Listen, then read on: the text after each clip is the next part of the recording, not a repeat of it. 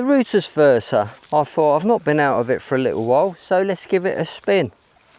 Now we've got a lovely field here, but the problem is we've had no rain and the ground is rock solid. And well, getting a signal is quite difficult. I always run to the theory, if you can't get a spade in, there's little chance of getting the signal in, but let's give it a try.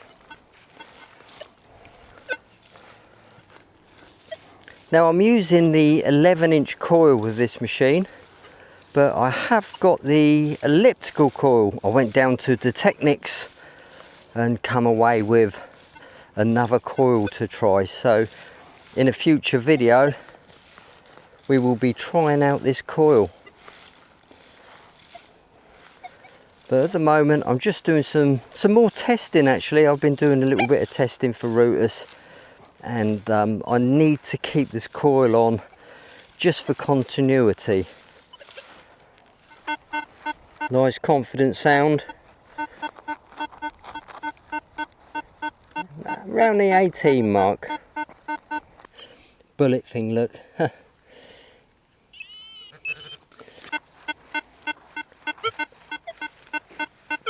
Low conductor there. Coming up around the 1s, the 2s. Ooh, is it coke? I don't know. Coke. Whoa! That's a serious high pitcher. 69, 70.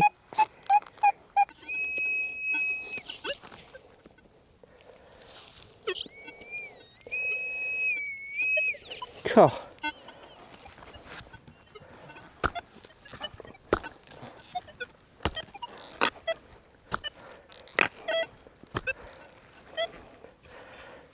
Not the best way of unearthing a target, especially if it's something valuable, but yeah, no excuses. Right, I'm on it. I can see it. I can see it. Here it is, look. Oh my goodness, that is a part of a massive crotal bell pull. Oh, that's a nice one. Look at the size of it. I know. How big it would have been. Yeah. Oh, cracking. Shiny. Yeah. Is he silvered as well? Bit of silver? Could be. Could be silvered.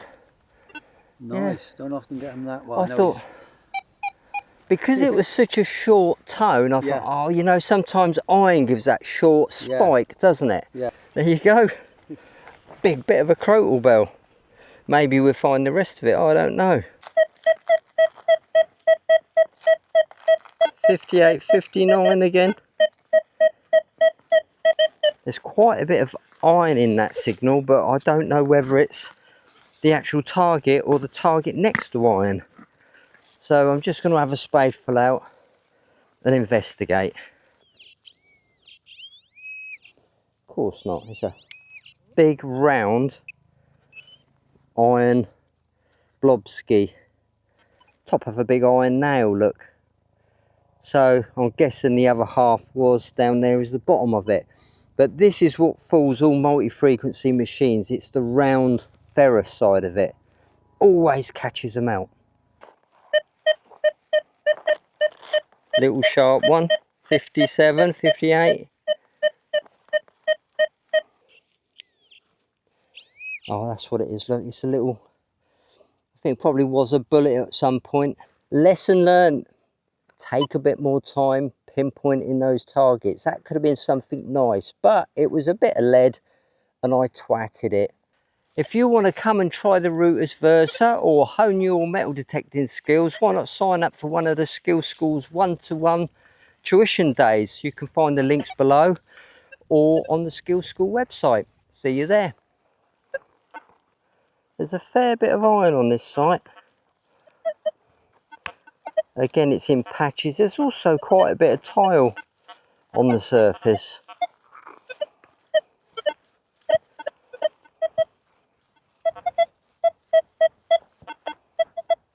Iron. So I'll run you through my current settings in a little while. I'm just tweaking this into the field. At the minute I can hear on this patch I'm getting a high signal, so I'm just contemplating turning the sensitivity down a little bit.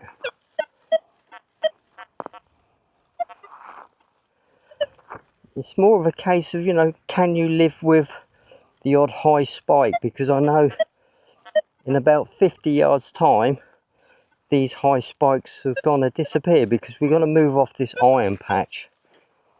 So I might just bear with it just for a little while. As you can hear there, it's just going quieter again. But this is a good indication, obviously, of habitation and things like that. Iron. Now we have got some interesting filters on this Rutus Versa, some interesting iron filters. And I'll have a little talk with you in a moment about them because they're worth paying attention to. Real screecher.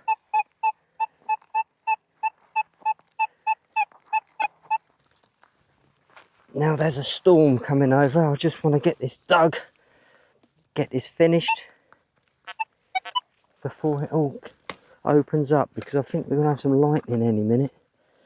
And I don't want to be stood in the middle of a flipping field. There it is, look. Big old penny or something. Yeah, happy days. What a screamer. Okay, so here are my current settings. I'm using the park mode because the park mode has better separation than the field mode. Okay, let's get into it. Sensitivity 20. Discrimination fully open, but you can run the discrimination up to 0 if you wanted. Recovery speed 5. Long press to get into the expert menu. Low conductors. Now, I mentioned about the filters, the iron filters. You've got 3 just here. You've got what they call the small target boost, the nail filter, and the bottle cap reject. So let's do away with the bottle cap reject because that deals with the big iron. You know, the big iron we just dug a minute ago. It will certainly help with that. Now these two are quite important because if you get false signals below 55, this filter comes into play, although it's called a small target boost. So if you're getting false signals below 55, up to 55, just turn it down. Now, if you're getting false signals on iron above 55 target ID, you use this filter. Just turn it right up to whatever. I mean, some people use it in the 90s. So I tend to use that off. So up makes this filter stronger. Down makes this filter stronger. And that is for your really big iron, bottle caps and things like that. There you go. So let's go across one more. Long press. Now I find if I'm using headphones, I will use F mod. That sounds sweeter on the headphones, but if I'm not using headphones, I just use that with all these settings. Obviously your modulations at 5, things like that. So don't really overthink that one, but there's some cool settings if you do like to tinker. And moving on, iron volume irrelevant because we're using an open screen, so we're on maximum iron volume. Custom tones, I'm on tone number 1, and I'm using my hybrid 2-tone. So let's go back to the target ID 0, well minus, and it will turn to iron any minute. There you go. So that's the target ID at the bottom. You can see scrolling through 29. So as we come up, it's 100 Hertz, the target tone for iron. And then at -4, it goes to 300 Hertz up to target ID 27, I think.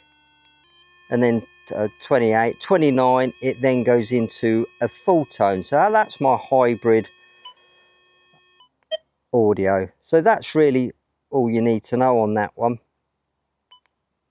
and we're good to go. So I'm using low conductors, park mode, boom boom boom. And you will get caught out on some iron. Some pasture sites are worse at identifying iron than others because the iron's been in the ground and it's leached. When you've got plough soil, it tends to be a lot easier, but you'll find this machine acts differently on different parts of ground, you know, and that's what I think makes it exciting. You've got to tweak it in. I don't think it's a beginner's machine, but once you get it rocking and rolling, it certainly is a hard hitter.